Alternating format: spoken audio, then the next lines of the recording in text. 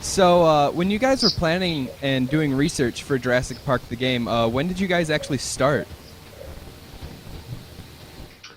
Hmm. When was that? Guess it was June, May or June. Yeah, it was like May. Yeah, May 2010, something like that. Okay. What kind of things did you guys look at? Like, what were your resources? Well, we just poured over the movies. That was the focus. There were folks who were also fans of the books, but we really focused on the films as reference. Different people in different disciplines looked at different stuff. You know, we had the art group was looking at all kinds of footage from wildlife, like in Africa, looking at like rhinoceros charges and things like this, looking at the way that ILM and these types of folks have done dinosaur motion and how the dinosaur motion is done for the original Jurassic Park, and just trying to really match it, as well as figure out how we could get sources for the new types of things we were doing.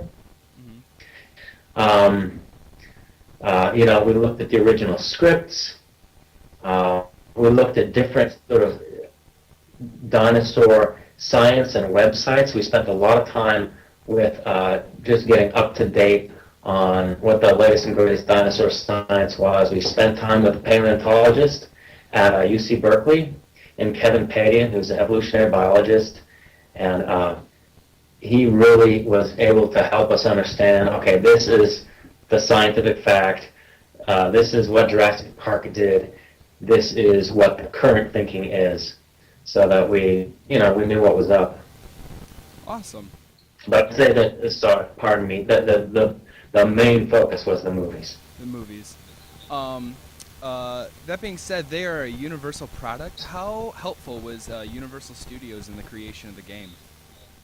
Universal was awesome. We met with them regularly, and they were very supportive in what we were doing. They care a lot about Jurassic Park. Obviously, they want to make sure that the product is true to Jurassic Park, and that's a big deal for us too. That's one of our kind of central things. And so it was a good working relationship because we just had similar priorities. We didn't want to go off and make a dinosaur shooting game. We didn't want to kind of wrap the brand around a genre title. We wanted to make something new that was really like a Jurassic Park experience. And that was just appealing to them. So whenever they liked the story from pretty much the beginning that we were shooting for. And when we were stretching the boundaries of the license and saying, like, what would it be like if someone was actually physically grappling with a raptor? We would bring all the stuff that we felt was cool and it was going to work in the context of the game, but we knew it was kind of pushing. And we just talked to them about it. And it was very rare that we had any kind of conflict. Awesome. As somebody who actually played the game, I really enjoyed what you guys did. You guys really gave it a Spielberg feel to the game. How important was it that you got that particular feel? That was super important. The sort of our cinematic artists, the folks who actually put the cameras and the cutscenes and the entire art team in terms of creating the lighting and the environments, spent a lot of time poring over not only the look of the movies but like the motion and the pacing. And that was important for the designers as well, like trying to get the ramp up from the calm character stuff through, something's out there, until finally a dinosaur is roaring in your face and you're running for your life. Also trying to get little comic touches, the types of things that you associate with Spielberg and specifically that you associate with Jurassic Park. You mentioned that you used fan sites. How important was it? I know that you looked at Jurassic Park Legacy, but how important was it that you made the fans happy of the franchise?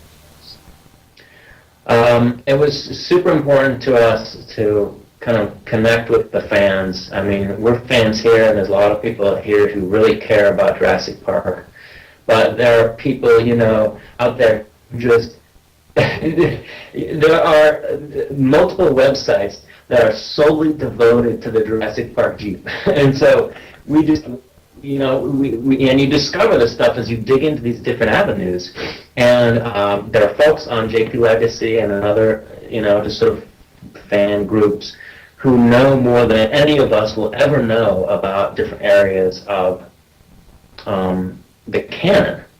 And so we really wanted to reach out and include people, and we did have fans who were like, oh, I have a bunch of assets that I generated, like badge art, or I saw your demo, and this little thing wasn't quite right.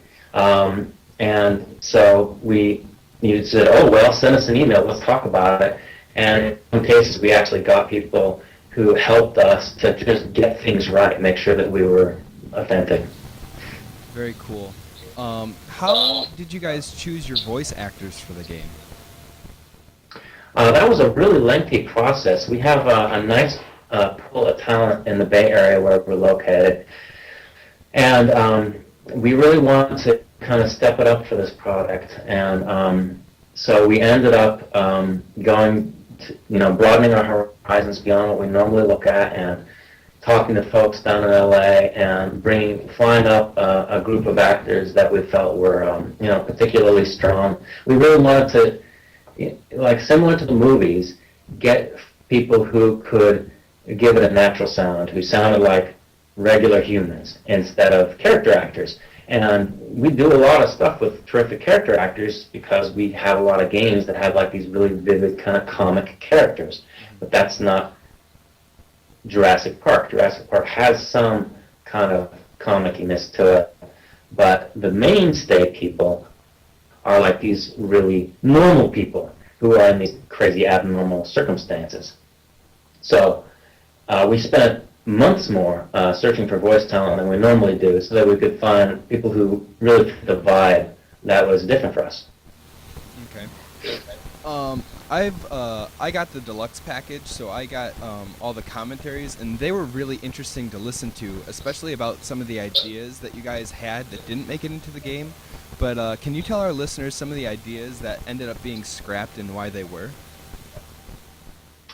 Ideas. Well, I'll tell you my favorite idea that was scrapped and why it was. Is the first piece of the game that we wanted to demo was this clash between the fight between the dinosaurs, Tyrannosaurus and Triceratops, and it's one of my favorite sequences in the series.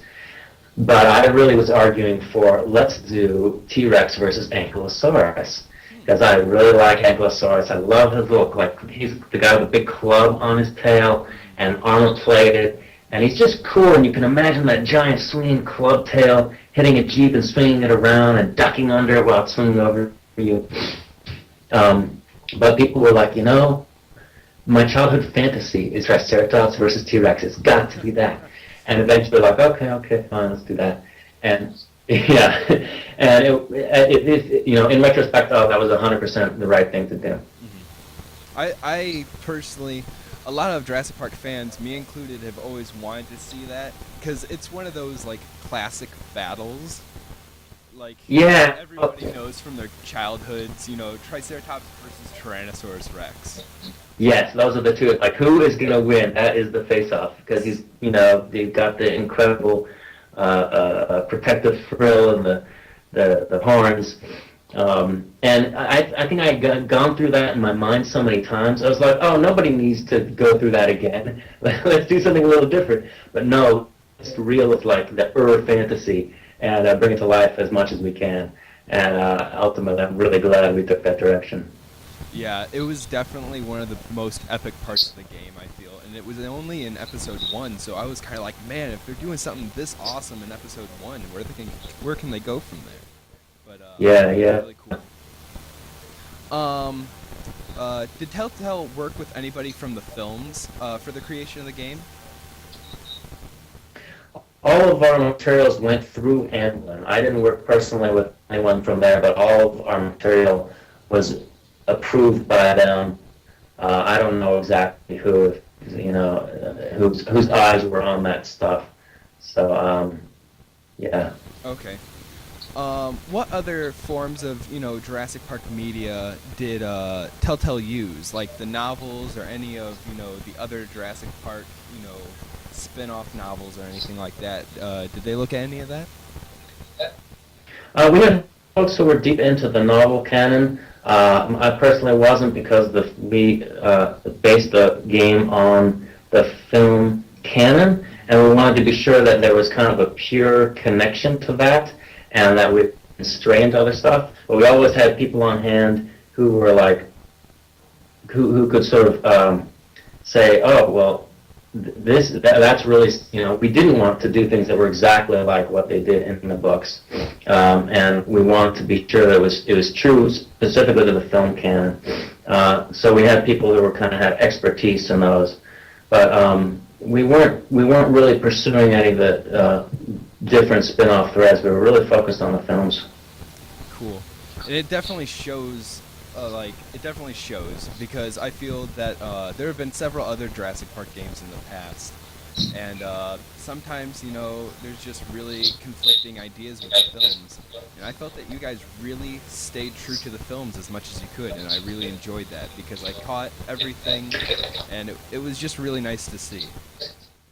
Oh, that's really good to hear. Yeah, that is just such an important thing for us, and we love those movies. They're like childhood memories, and you remember that first time when you saw that first movie is like a revelation of some kind, because it's the first time you saw real dinosaurs, or what seemed to be real dinosaurs, and it still feels like that. It holds up like that for me.